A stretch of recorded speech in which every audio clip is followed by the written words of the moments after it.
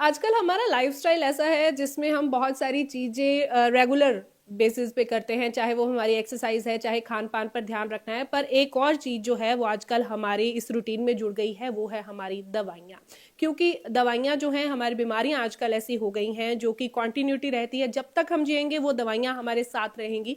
चाहे हम बीपी की बात कर ले या डायबिटीज़ की बात कर ले, छोटी छोटी एज में आजकल बच्चों को भी ये प्रॉब्लम होनी शुरू हो गई है। तो इसके लिए दवाइयाँ जो है वो सारी उम्र क्या हमारे साथ रहेंगी? क्या इसका कोई और सोल्यूशन नहीं हो सकता? तो जब भी बात आती है दवाइयों की, तो कहीं ना कहीं आयुर्वेदा का नाम उसमें ज़रूर आता है कि शायद आयुर्वेदिक ऐसे कोई तरीके होंगे कि जो कहीं ना कहीं हमारी उन बीमारियों से निकलने में ज़रूर मदद करेंगे। पर हाँ, एक चीज़ ज़रूर होगी कि अगर उनका कोई इफेक्ट नहीं होगा तो पर उनका साइड इफेक्ट तो बिल्कुल नहीं होगा।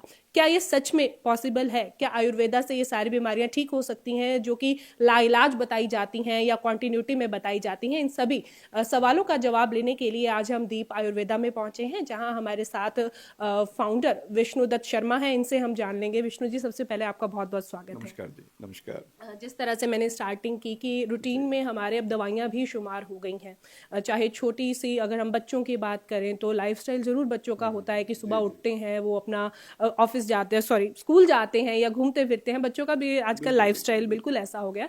पर दवाइयाँ कहीं ना कहीं आजकल बच्चों के लिए भी है, क्योंकि अगर मैं बात करूँ डायबिटीज़ की तो वो बच्चों को भी होने लगा है। बड़ा अच्छा आपने टॉपिक चूज़ किया। देखिए, सबसे पहले तो हमें ये जानना होगा कि अ, जो आजकल की जो बीमारियां हैं, उसका रूट कॉज है क्या? और जैसे आपने शुरुआत ही करी है डाइट और लाइफस्टाइल से, so diet and lifestyle is the major root cause of this disease. आपने देखा, अभी कहा बच्चों को भी डायबिटीज़ हो रही है, तो बच्चों को आपने कभी आज से 20-30 साल पहले तो बड़ों को भी नहीं सुना। डायबिटीज़ आज आम बात हो चुकी है, लेकिन आप सोचो कि आपके जो बुजुर्ग, जो हमारे माता पिता या जो हमारे दादा परदादा थे, कभी उन्होंने मधुमेह या डायबिटीज़ का नाम सुना? नहीं सुना। क्यों? क्योंकि उस टाइम ऐसा उनका डाइट और लाइफस्टाइल था ही नहीं। और जैसे मैं अगर ट्रीटमेंट की बात करूं, आयुर्वेदा एक ऐसी साइंस है, आयुर्वेदा एक ऐसी पैथी है जो हमारे किचन से शुरू होती है। ये जो बीमारियां जितने भी आप आज नाम लिए, चाहे वो डायबिटीज है, थायराइड है, बीपी है, शुगर, इवन कैंसर तक, ये these are only lifestyle disorder. और इसका इलाज आपके किचन में है। आप पूछो कैसे? हाँ बिल्कुल, मैं जानना चाहूंगी कि आयुर्वेदा की शुरुआत आप कह रहे किचन में है, किचन से किस तरह से? देखिए, हजारों साल पुराना एक ऐसी पैथी, हमारे जो सनातन धर्म में अगर हम बात करें तो 4 वेद हैं। आयुर्वेदा जो है उन्हीं में से अथर्ववेद का उपवेद है आयुर्वेद। और हमारे बुजुर्गों ने ये जो स्पाइसेस, यानी कि हल्दी, मिर्च, धनिया, अदरक, अजवाइन, ये सारा क्या था? These are the part of Ayurveda. हमारे बुजुर्गों को पता था कि आने वाले टाइम में हमारी जनरेशन गलती करेगी, और गलती करेगी तो उसके लिए उन लोगों ने पहले से उसका इंतजाम किया। आप एक एग्जाम्पल ले लीजिए। आप वेस्टर्न कंट्री जाएं, चाहे वो अमेरिका हो, ऑस्ट्रेलिया हो या यूरोपियन कंट्री हो, उनकी किचन ही नहीं है। मतलब हमारे घरों में तो किचन होती है प्रॉपर, जहाँ पे तड़के लगते हैं, स्पाइसेस यूज होता है। उनके वहाँ पे कोई भी किचन प्रॉपर नहीं मिलेगी। मिलेगी तो छोटी सी किचन मिलेगी, जहाँ पे आपको माइक्रोवेव मिल जाएगा या ओवन मिल जाएगा, जहाँ पे वो बॉयल वेजिटेबल ये थोड़ा बहुत खाते हैं। देन, और इसका एग्जाम्पल आपने एक और देखो, कोविड के टाइम पे हमारी पॉपुलेशन सबसे नंबर 1 होने के बावजूद भी कैजुअलिटी कम हुई, और उन कंट्री में कैजुअलिटी कितनी ज्यादा हुई। तो ये एक सिंपल उदाहरण है आयुर्वेद का। हमारे किचन में वो स्पाइसेस हैं, और उस लिए से हमारे यहाँ पे कैजुअलिटी कम हुई, क्योंकि हमारा इम्यून सिस्टम इंडियंस का बहुत ज्यादा है। इसलिए बोल रहा हूं कि हमारे बुजुर्गों ने किचन में हमारे वो स्पाइसेस लगा के गए, ताकि हमारा इम्यून सिस्टम बना रहे। और इसलिए दीप आयुर्वेदा में हम अक्सर बोलते हैं कि भाई अपने किचन से शुरुआत करो। 5 पिलर हैं आयुर्वेद के। Number 1 diet, lifestyle, sleep pattern, आपका व्यवहार, ये 4 मैंने बताए। इसके साथ प्राणायाम और एक्सरसाइज, ये अगर हम बेसिक कर लेंगे ना, तो बीमार होने की नौबत नहीं आती। हाँ बिल्कुल, देखो मैं खुद अचंभित हूँ जब आपने ये बात बताई कि हमारे किचन से इसकी शुरुआत हो जाती। शायद तभी दादी नानी जो है पहले हम लोगों को थोड़ा थोड़ा कुछ कुछ, कभी अजवाइन दे रहे हैं, कभी हल्दी डाल के दूध में दे रहे हैं। तो ये कितना इफेक्टिव माना जाता है? क्योंकि आजकल के टाइम में हमें कुछ भी होता है तो हम फटाफट डॉक्टर से कंसल्ट करने के लिए भागते हैं। दादी नानी के उससे मेरे को याद आया, आजकल कुछ लोग आयुर्वेद को सोचते हैं कि सिर्फ दादी नानी के नुस्खे हैं। लेकिन आप सोचो, अब आपने ही कहा दादी नानी, हाँ। तो इसका मतलब वो इफेक्ट पड़ता होगा, तभी ना वो इस्तेमाल करते होंगे। पेट में दर्द होता था, अजवाइन देते थे। जी। डाइजेशन की दिक्कत होती थी या कॉन्स्टिपेशन होती थी, त्रिफला देते थे। कुछ ना कुछ और प्रॉब्लम हुई, काढ़ा दे देते थे। तो इसका मतलब वो इफेक्टिव थे। पहले हमारे घरों में, आज से अगर मैं पुरानी बात करूं, तो हर घर में एक या दो वैद्य जरूर होते थे। क्योंकि ये जो आयुर्वेदा में क्या है कि BMS, bachelor of Ayurvedic medicine and surgery, ये तकरीबन 40-50 साल पहले मतलब एक ऑर्गेनाइज हुई, डिग्री बनी। लेकिन उससे पहले गुरु शिष्य परंपरा के थ्रू ही ट्रीटमेंट होता था। यानी कि जो हमारे वैद्य थे या हमारे जो पुराने ऋषि मुनि थे, या जितने भी, जैसे चरक संहिता में हम आयुर्वेदा के टेक्स्ट में देखते हैं, तो जो हमारे ऋषि मुनि थे उनकी परंपरा आगे से आगे चली रहती थी, वो सीखते थे, उनके एक्सपीरियंस उतने थे। लेकिन अब उसको एक मॉडर्नाइज वे के तरीके से डिग्री बन गई, उसके अकॉर्डिंग साइंस सब्जेक्ट बने, उसके अकॉर्डिंग उसकी स्टडी होती है। तो पुराने जमाने में हर घर के अंदर वैद्य था, उनके फॉर्मुलेशन आज भी काम करते हैं।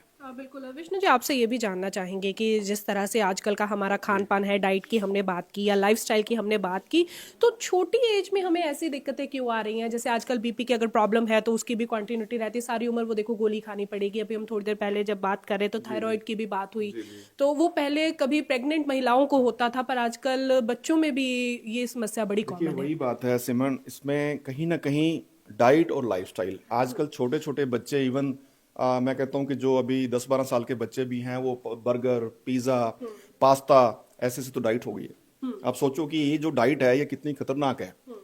धीरे धीरे वो लोगों को डायबिटीज की तरफ अग्रसर हो रहे हैं। इवन हमारी OPD में, हमारे जो डॉक्टर्स की OPD है, वहां पे हम देखते हैं कि 12-12 साल के बच्चे को डिटेक्ट हो रही है। अभी पिछले कुछ टाइम पहले, लास्ट वीक में, हमारे क्लिनिक पे, हमारे हॉस्पिटल, जब जो मेन हॉस्पिटल है, वहां पे 11 साल की एक बच्ची आई, वो प्री डायबिटिक निकली। सोचो, तो कॉज क्या है? डाइट और लाइफस्टाइल। और इसमें मैं समझता हूँ कहीं ना कहीं माता पिता की बहुत रिस्पॉन्सिबिलिटी है। हम लोग प्यार में आके, हम लोग लाड प्यार में आके वो चीज को रोकते नहीं है, या ये कह लो कि हमारे पास टाइम नहीं होता। हम सोचते हैं कि भाई जब उनको भूख लगी, चलो बर्गर मंगवा दो, पिज्जा मंगवा दो। लेकिन आप सोच लो कि आप उनकी जिंदगी हेल्प करने वाले हो। पर आयुर्वेदा में इसकी क्या संभावनाएं हैं? क्योंकि यूजुअली हमें थोड़ा सा भी अगर कोई दिक्कत आती है, मान लीजिए बुखार आ गया है, बच्चे को किसी तरह की दिक्कत आ गई, तो हम फट से उसको दवाई जो है डॉक्टर के साथ कंसल्ट करके लेके आते हैं। बट आयुर्वेदा में इसकी क्या संभावनाएं हैं अगर हम आयुर्वेद की तरफ आते हैं? क्योंकि हर चीज आजकल पेरेंट्स मानते हैं कि हम ऑर्गेनिक लेके आए, बच्चों को सारी चीजें ऑर्गेनिक दें, पर कहीं ना कहीं वो उनको पचती ही नहीं है, क्योंकि आजकल का माहौल ऐसा है। पचने का ना पचने का कारण ही सबसे बड़ा ये है कि उनका जो इम्यून सिस्टम है वो वीक है, डाइजेस्टिव सिस्टम वीक है।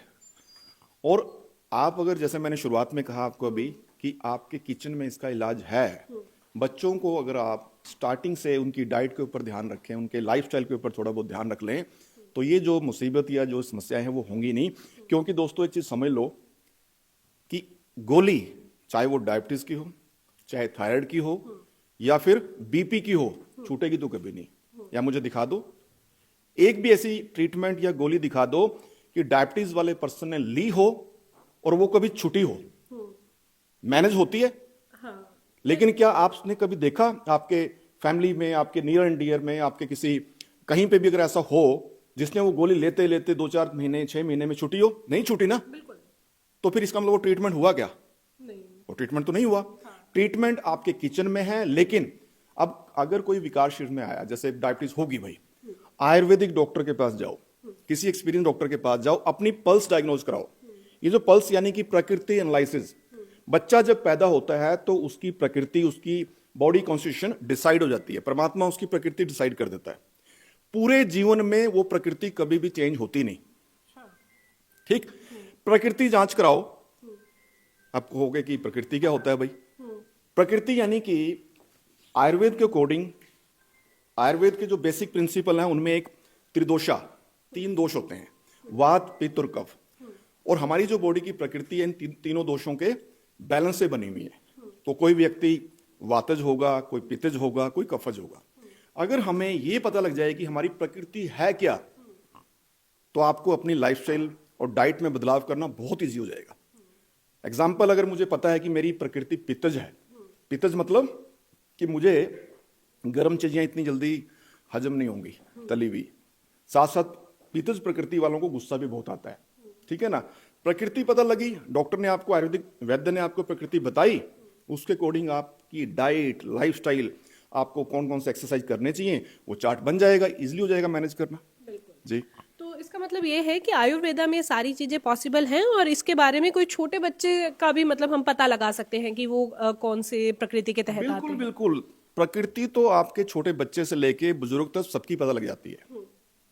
किसी की भी प्रकृति जान सकते हो, लेकिन उसके लिए आपको किसी जो एक्सपीरियंस आयुर्वेदिक प्रैक्टिशनर होगा उसके पास जाना होगा, वो आपको प्रकृति बता देंगे जी। साथ में आपने अभी बात की कि जिस तरह से ये मेडिसिन्स जो हैं और ये जो है कॉन्टिन्यूटी में रहती हैं, तो क्या हम आयुर्वेदा से वो कॉन्टिन्यूटी खत्म कर सकते हैं? मतलब एक टाइम पे लाके उसे इतना स्टेबल कर दिया जाए कि वो जो है आयुर्वेदा में आकर के उस चीज से निजात पा ले, उस बीमारी से निजात पा ले। डेफिनेटली 100%, अगर आप आयुर्वेदा को एक फॉलो कर लें तो इससे निजात ही नहीं पाई जा सकती, बल्कि आपका जो जीवन है वो हेल्दी भी रहेगा और सुखी भी रहेगा। मैं यहाँ पे आपको एक और एग्जांपल देता हूँ। आज आपने देखा होगा कि 50-60 साल के बाद जो लोग हैं वो बुजुर्ग हो जा, मतलब उनकी जो एज फैक्टर या एजिंग दिखनी शुरू हो जाती है। उसके बाद क्या होता है, या तो वो हॉस्पिटल में मिलते हैं या बेड पे। और कुछ ऐसे भी लोग हैं जो कि 60 साल 70 साल तक भी अपनी वाइफ के साथ, हस्बैंड वाइफ के साथ घूमने निकलते हैं। क्यों? क्योंकि अगर तो उनका डाइट लाइफस्टाइल अच्छा है तो हेल्दी रहेंगे, नहीं तो बीमार। जी जी। देखो कहीं ना कहीं सर ये सारी बातें जो हैं वो लाइफस्टाइल पर या डाइट पर ही आकर रुक रही हैं, पर आजकल का जो समय है लोग ऑर्गेनिक के साथ जुड़ रहे हैं, लोग पुरानी चीज़ों के साथ जुड़ रहे हैं, तो आपको लगता है कि आयुर्वेदा उनमें भी हेल्प करता है आगे? क्योंकि एवरेज एज जो है आजकल 60 मानी जाती है, इससे ज़्यादा जो है लोग नहीं जी रहे हैं, तो कहीं ना कहीं आयुर्वेदा के साथ जुड़कर उनको फायदा होगा आगे लाइफस्टाइल में? 100%। देखिए, सबसे पहले तो आपको ये समझना होगा, देखिए हम ना कई बार बोलते हैं कि आयुर्वेदा, एलोपैथी, होम्योपैथी। आप ये समझो कि कोई भी पैथी सर्वगुण संपन्न नहीं होती। मैं यहाँ अगर एलोपैथी की बात करूं, उसकी अपनी एडवांटेजेस हैं। अगर कोई ट्रोमा हुआ, इमरजेंसी हुई, तो आपको सबसे पहले कहाँ जाना चाहिए? एलोपैथी डॉक्टर या हॉस्पिटल में। किसी को हार्ट अटैक आया तो सबसे पहले उसको स्टेबल होना पड़ेगा। स्टेबल होने के बाद you can come to Ayurvedic doctor practitioner, और उसके बाद आप अपना डाइट, लाइफस्टाइल, हर्ब्स का इस्तेमाल कर सकते हो। और जब अगर आपके सिम्टोमेटिक या लाइफस्टाइल डिसऑर्डर होंगे, उसके लिए आप आयुर्वेदिक प्रैक्टिशनर के पास जाइए। वही बेस्ट वे है आपको अपने आप को हेल्दी रखने का। आयुर्वेदा के अंदर तो ऐसे ऐसे योग हैं, योग मतलब ऐसी ऐसी फॉर्मुलेशंस हैं जो कि देखते देखते इंसान को ठीक कर सकती हैं। अब डाइट का भी मैं आपको एक चीज बताऊं, अभी हाल में एक कंट्रोवर्सी हुई पिछले 10-15 दिन पहले। नवजोत सिद्धू की वाइफ कैंसर से रिकवर हुई, ये तो पूरी दुनिया ने देखा। उसके ऊपर भी कंट्रोवर्सी हो गई कि भाई नहीं, उनको पहले कीमो दिया। ऑफ कोर्स जो मॉडर्न साइंस का जो काम था उन्होंने किया, बट साथ साथ जो आपके डाइट और लाइफस्टाइल ने किया वो भी तो किया।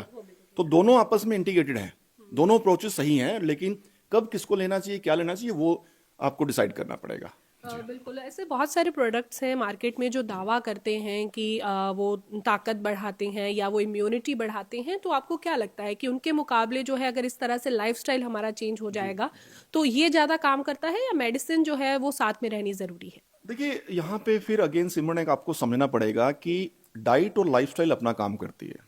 अगर आपको हेल्दी रहना है, अपने आप को डिजीज फ्री रखना है, तो आपको डाइट और लाइफस्टाइल तो फॉलो करना ही पड़ेगा।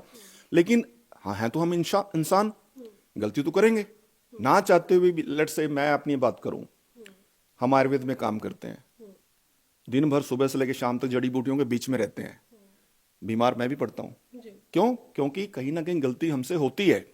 तो उसके लिए जैसे मेरी बैक साइड में अगर हर्ब देखो, या भी आप रिसेप्शन से आए तो कितनी दीप आयुर्वेदा की मोर देन 400 मेडिसिन हैं, जिसमें सिंगल हर्ब कैप्सूल से लेके क्लासिकल मेडिसिन, रस, भस्म, पिस्टिक, क्षार, एक ऐसी मेडिसिन हैं जो प्रॉपर तरीके से आयुर्वेदिक प्रैक्टिशनर की देखरेख में हम लेके अपने आप को हेल्दी रख सकते हैं। जी बिल्कुल सर, फीमेल्स के बारे में भी जानना चाहूंगी, क्योंकि यूजुअली जो महिलाएं हैं उन्हें बहुत सारा की दिक्कतें आती हैं जैसे जैसे वो ग्रो करती हैं, एज उनकी बढ़ती है, तो उनके लिए आप क्या सजेस्ट करते हैं? मैं आपको ना यहाँ पे मेल, फीमेल और बच्चों के हिसाब से बता देता हूँ। हाँ बिल्कुल। कोविड के टाइम पे दुनिया ने देखा कि अगर हमारा इम्यून सिस्टम सही होगा तो हम हेल्दी रहेंगे, ठीक।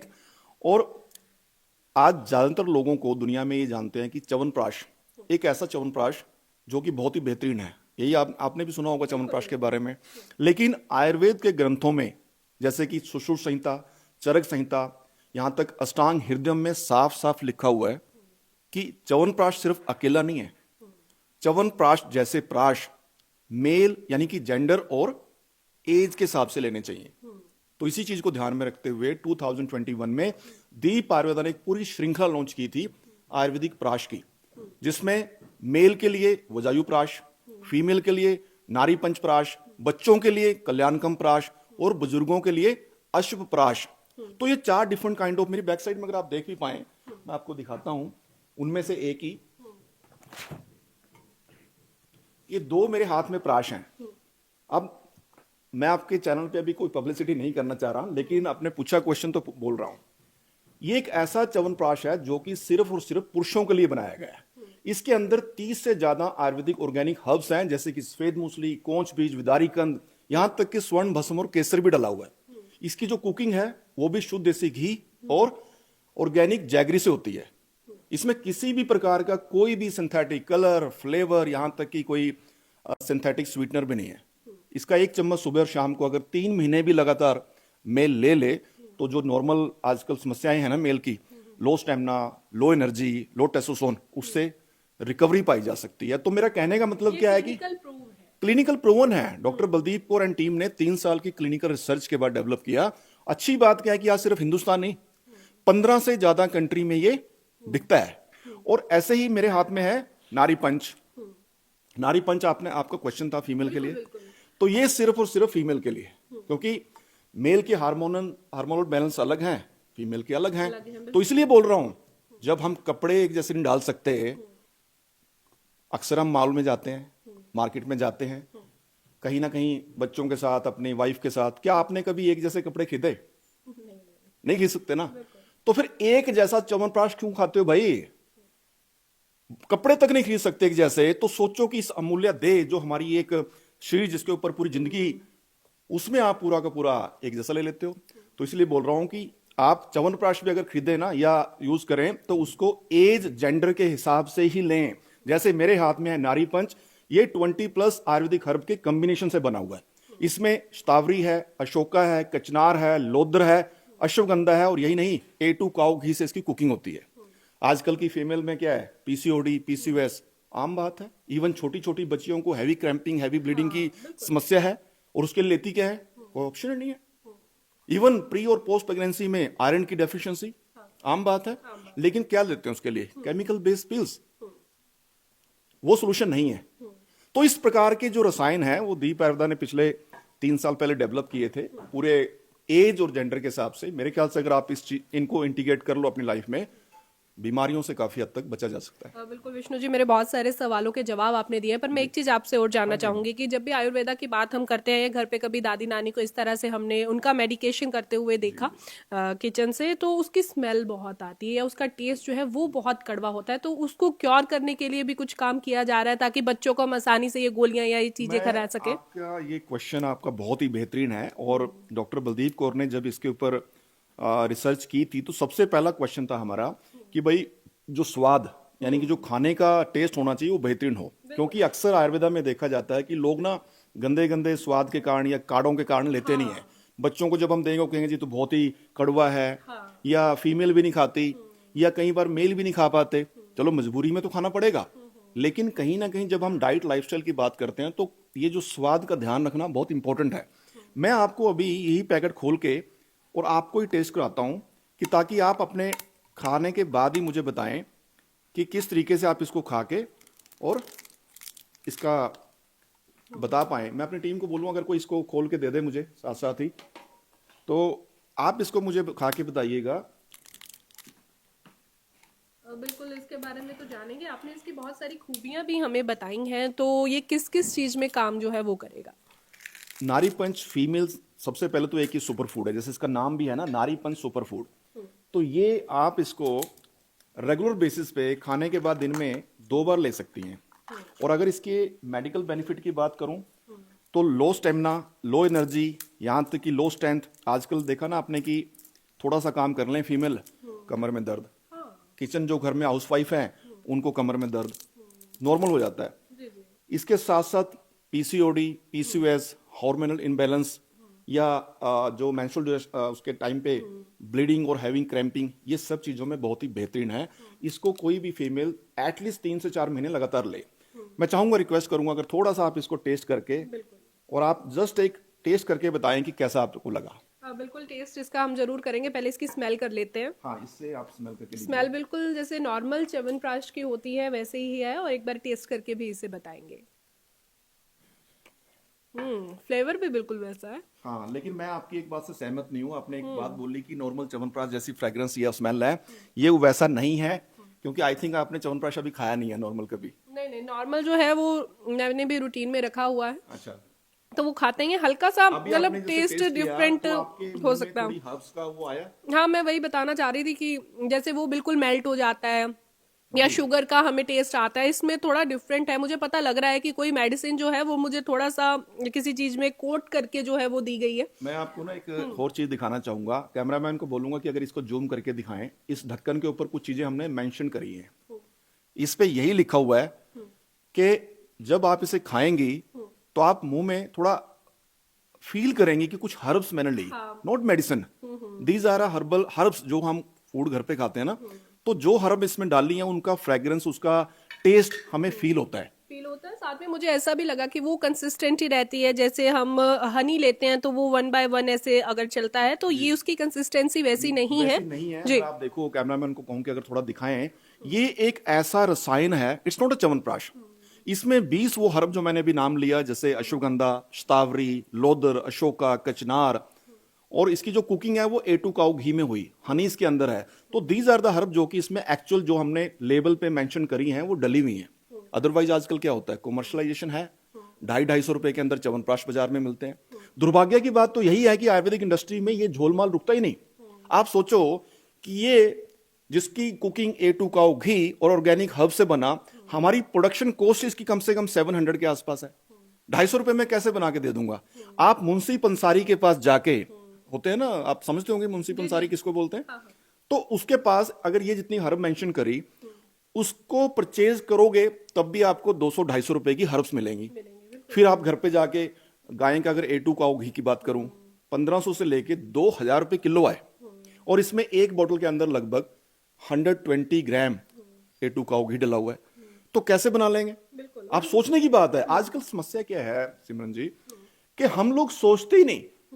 बाजार जाते हैं, डिब्बा देखते हैं, बड़े बड़े एक्टरों की ऐड देखी, डिब्बा उठाया, घर गए, खाना शुरू। अरे भाई, कम से कम दिमाग से इस्तेमाल करो ना काम। आप एक बार उसकी फॉर्मुलेशन चेक करो, उसकी जो मैन्युफैक्चर उसको चेक करो। गूगल है आज की डेट में, 1 मिनट लगाता सब कुछ देने में। स्कैन कोड लगाओ तो स्कैन करके देख लो। जब तक आप जागरूक नहीं बनोगे, हेल्थ की तो बड़ी दूर की बात है। जी, बिल्कुल सही आपने कहा। इसका टेस्ट भी डिफरेंट है और इसके जो हर्ब्स हैं वो भी डिफरेंट है। आप इसको अच्छे से इस तरह से देख भी सकते हैं, क्योंकि जब मैंने इसको टेस्ट किया तो वो चीज़ जो थी मुझे बिल्कुल उससे डिफरेंट लगी। पर हाँ, टेस्ट वाइज हम कह सकते हैं कि इसे बहुत इजीली खाया जा सकता है। बिल्कुल जी, बिल्कुल। और ये तो बहुत ही जरूरी है। जैसे आपने अभी लास्ट क्वेश्चन पूछा था कि आजकल बच्चे या इवन फीमेल थोड़ी सी चूजी होते हैं खाने में। हमारे डॉक्टर्स के पास भी जब लोग आते हैं तो वो कहते हैं कि डॉक्टर साहब ये थोड़ा कड़वा तो नहीं लगेगा, बकबका तो नहीं लगेगा। लेकिन हमने, डॉक्टर बलदीप कौर ने इसका ध्यान रखा और इसका टेस्ट ऐसा डेवलप किया कि आप इसको इजीली ले पाएं। तो मेरे ख्याल से जैसे आपने अपना टेस्ट करके बताई दी है कि it's a test is good. जी, विष्णु जी, आपका बहुत समय हमने आज ले लिया है। आपसे बात करके हमें बहुत अच्छा लगा। सबसे अच्छी चीज़ हमें ये लगी कि आपने बताया कि आयुर्वेद की शुरुआत जो है वो हमारे घर से हो जाती है, और अगर हम अपना लाइफस्टाइल बदलते हैं तो जाहिर तौर पर हमें आने वाले समय में भी इसका जो चेंज है वो देखने को मिलेगा। डेफिनेटली जी। मैं तो जाते थे भी आपको और आपके जो दर्शक देख रहे हैं उनको भी यही मैसेज देना चाहूंगा कि डॉक्टर पे, यानी कि बीमार होने की वेट मत करो आप। बीमार होने से पहले किसी आयुर्वेदिक प्रैक्टिशनर के पास जाओ, अपनी पल्स डायग्नोज कराओ, उसके बाद अकॉर्डिंग टू योर प्रकृति अपना डाइट और लाइफस्टाइल फॉलो कर लोगे तो बीमार होने की नौबत भी नहीं आएगी। इसलिए दीप आयुर्वेदा में एक स्लोगन है कि बीमार होने के बाद ही आयुर्वेद क्यों, जबकि हम बीमार ना हो, आयुर्वेद उसके लिए पहले है। नमस्कार जी।